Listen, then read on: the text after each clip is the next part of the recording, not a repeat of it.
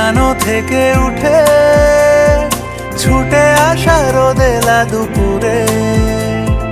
মাথা চাড়া দিয়ে ওঠে আবেগ, সমুদ্র তীরে ফেলে ছুঁড়ে কোনো